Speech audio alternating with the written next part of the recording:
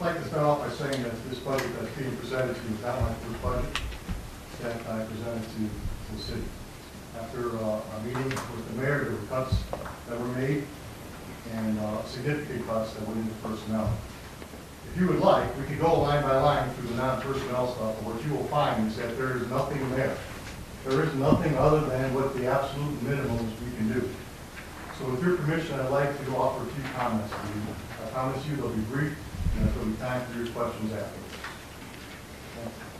First of all, I'd like to remind you about the strong fire department you have. We have a strong reputation, and this has come from me or people here, it comes from people who talk around outside us. It's because of strong leadership in the city, in the fire, and strong hiring practices. We put a lot of effort into our hiring. As a result, we have a very quality, the best fire department that I know around this area. We have made fire prevention a priority. We have the highest quality medical control you can find. Our medical control doctor is Dr. Spanner. He holds our paramedics to an unbelievable standard. He reads every single report, comments back on the appropriate ones every single day. When he comes and talks, people listen, and they're expected to do as he says. These cuts will impact the city. There will be 7 to 5. We're going from 7 on duty to 5 on duty. At fires, this is a significant. My last 6 fires as a shift captain, the rescue squad was someplace else, taking care of somebody else. So I responded, including a playground, a possibility fire, including a fire in Eastwood that claimed a life. Now that number, instead of being 4 or 5 people responding, will be 2 or 3 people responding to those types of fires. Our crews, when they do arrive on scene with 5 people, will have the opportunity to decide between searching for victims or trying to put out the fire. We'll only be able to do one of those 2 things. In EMS, we're going to lose time. And all I want you to do is ask a physician about time. Time is heart muscle and time is brain tissue. We are in the most exciting time in medical EMS that there ever has been, where we make differences every single day. It's not just us, it's the hospital, it's the emergency room, and what they're able to do to fix people. It's going to be longer response times, decreased knowledge of the citizens. These guys go and treat the same people on a regular basis. They know what they need. They know what's going on. They take care of them. Other cities will be caring for your community. I'm not real excited about some of that. They don't have the same passion our guys do. We'll lose hospital choices. We'll have to go from responding, taking patients to 7 hospitals to 2. Our morale will decrease. This would directly relates to the passion for these people have for the job, their community involvement, disciplining all of us. We'll also lose revenue, as kind of was alluded to, from mutual aid cities getting our billing money. When we respond to a call and have to call mutual aid, we don't get that money, they will. We have the cost of unemployment, we'll not be able to do as much car seats, and we won't be able to do as much training. And training is a very important part for the fire department. We are asked to respond to any type of emergency. If a 747 falls on South Euclid right now, we know what to do and we have a plan to do it. It's not likely to happen in any of our experts. I call them career events. We have to train continuously for that. How different is this budget that's being presented to us today for discussion from the one that you first proposed? You mentioned that you had a proposed budget. I went through every single area that I could, cut down to wherever I could. The total, the non-personnel part totaled about $50,000. Not quite. There was a little bit of personnel shifting in there. And then the rest of it was personnel. I did propose, and I got chastised for it, I did propose a way to save $700,000 in 2 years without cutting anybody at all. Could you maintain present services that we have in the fire department using last year's actual budget figures? Yes. And one other question, I think I know what the answer is, but I wanted to ask you anyways. Will the budget that's at least being presented to us today provide the same level of safety and service for the community as well as for the safety of the members of your department? We'll be cutting our staffing by nearly 30%. The way I can answer that truthfully is no. I appreciate your kit. We deserve it. Of course, we share that on the mayor. But what hit me most, I mean, you're right about everything, as you really are, was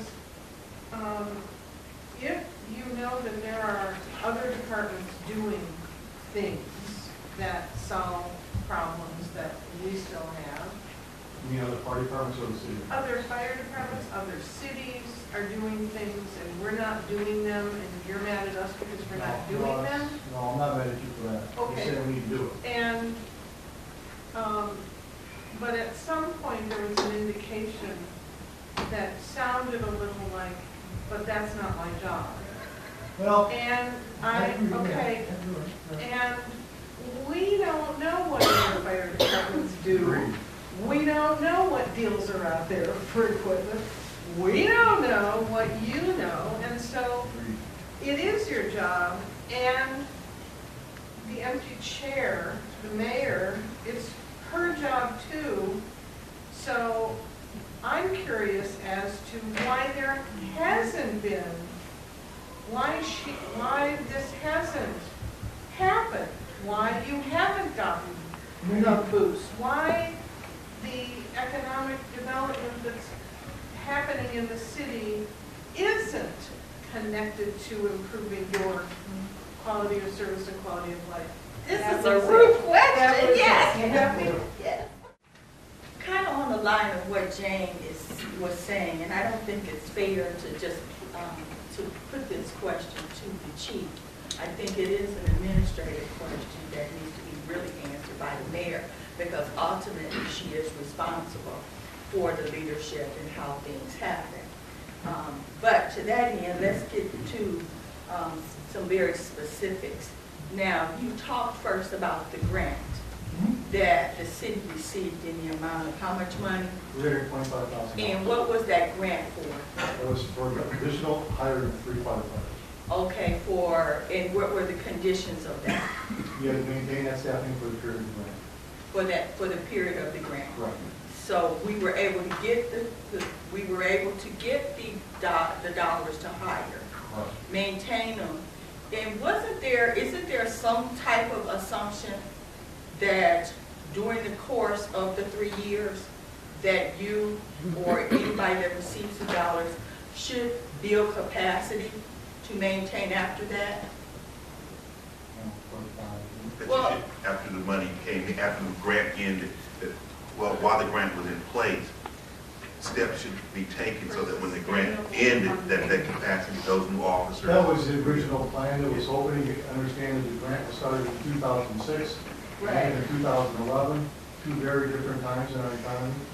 Okay, however, we took the money Absolutely. and we used the money. We weren't in significant peril where we were looking at it until 2011.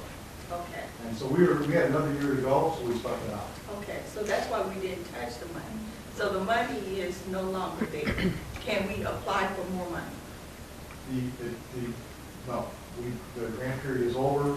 The grants have changed a little bit.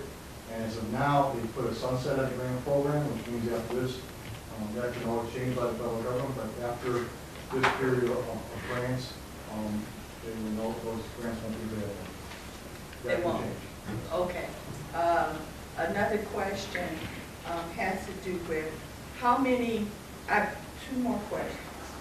How many people are on a shift?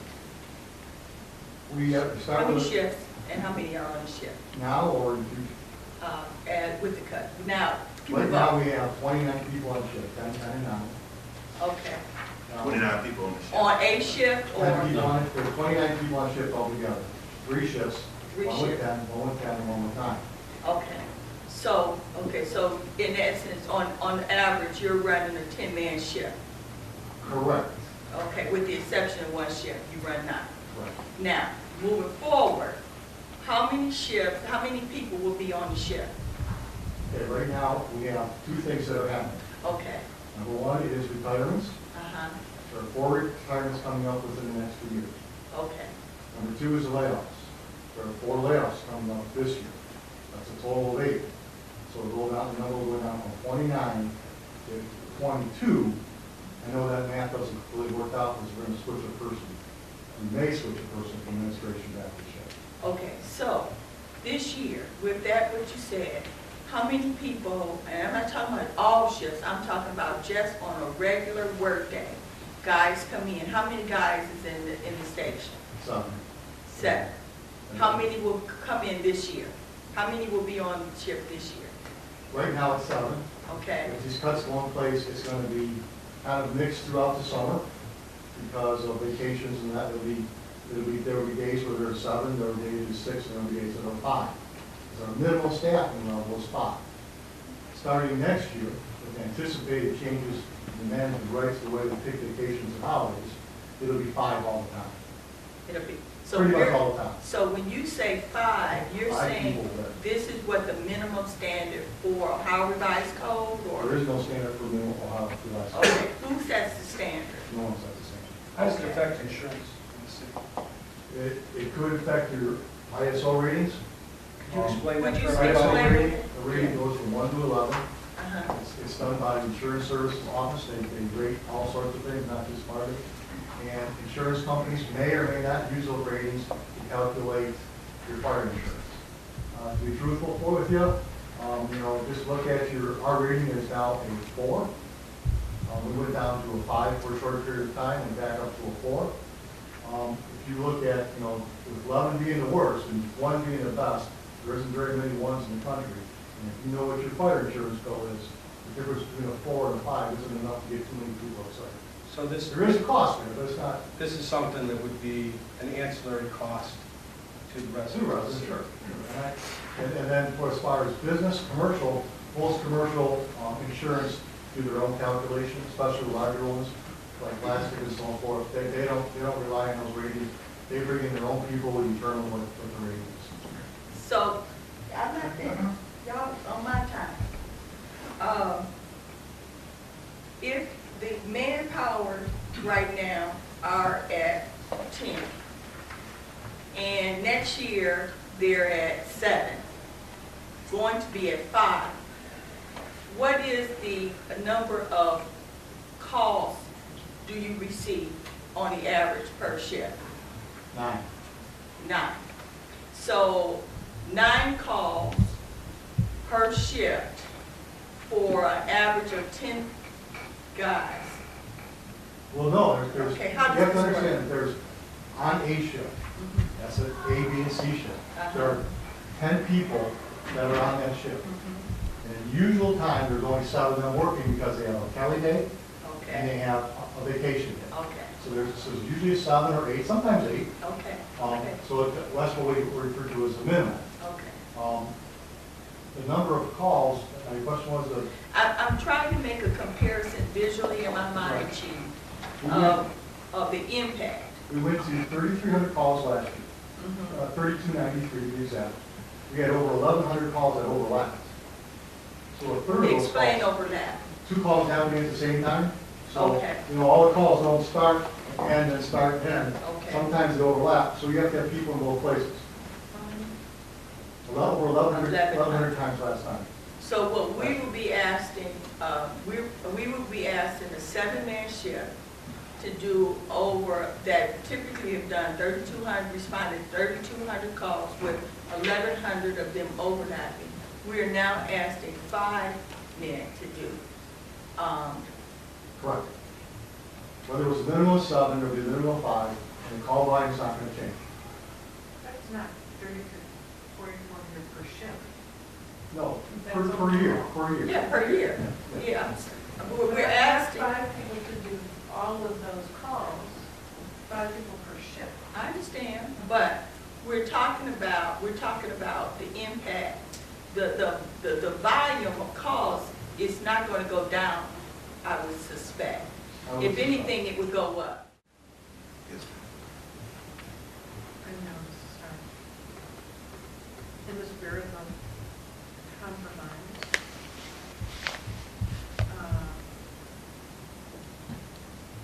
Well, 2 questions. It was very compromised. assuming that some pain is inevitable, is there a point between your original budget and sorry, cut 300 or however much from it? Is there someplace in the middle there that you could live with, if not be comfortable with, without staying up all night worrying that our safety forces aren't protecting our people 100%? Absolutely. So what would that be? I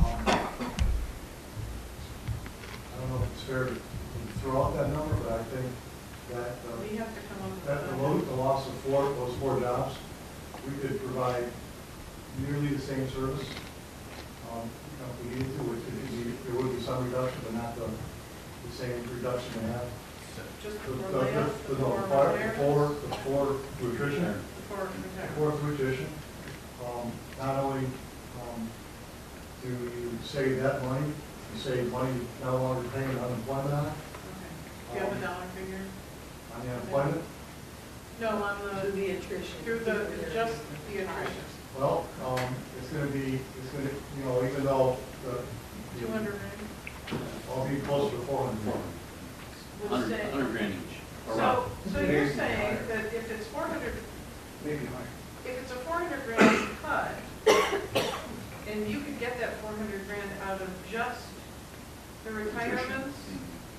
You have to wait a little Why bit are for it. Next Okay, year. how, Well, there's, you know, the retirements are all scheduled, were scheduled for next year, but now some started this year. So, you know, you could get some savings from that, but Don't you have to pay out more? Initially on someone that is retiring, the payout for that retired year Yes. is much higher than the salary. no. I mean, I'm talking about according to. It's a chunk of money, it's not denying that, and that's been part of the struggles, I initially had when I became chief, was that all these retirement payouts that went onto 2011 budget. The other part of this thing that's really kind of perplexing is, we've been asked to make these cuts retroactive to January 1st, even though these, you know, because it has to, the number has to be gone. And these guys have already worked, you know, so that's the bit of the struggle. Chief, I know this is a delicate question too, okay, we're going to ask it. In the past, the non-union people used to give a furlough day. Correct. Okay. The question to you and to your men, in order to save positions, how would it affect you if the contracts were changed so that furlough days were in place? How, I know you can't answer that now, but is it something to think about, and how would that augment some of the losses that you're going to have to incur in order to reduce the budget? That's what That happened in 2011. We had the furlough days, and the unions asked to give back an equivalent amount. Right. There were some creative things that were done. There was uniforms and pay, some pay reductions for new people, and lack of pay for overtime. And then that's where the $50,000 in the transfer of that money out of the fund started. That would be between the union and administration. And like I said before, I don't know, but there's. But it's something to think about, because Absolutely. that, along with the attrition, might be all you need in order to remain the status you need. Is that just a thought? You know, you know, my ideal world is that our minimum is 8. You know, and I understand, that. you know, Been there, and done.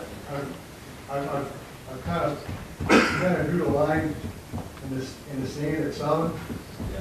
but the storm came along and knocked away my line, so I think whatever way we can create and keep the citizens safe, keep these, it only makes sense to keep these guys. They're great guys, they're gonna be around for a long time, they're gonna save a lot of lives, of course, but we're, you keep these guys here. Well, let's find out how. That's what you gotta do. What And is the process? we gotta sit down and talk.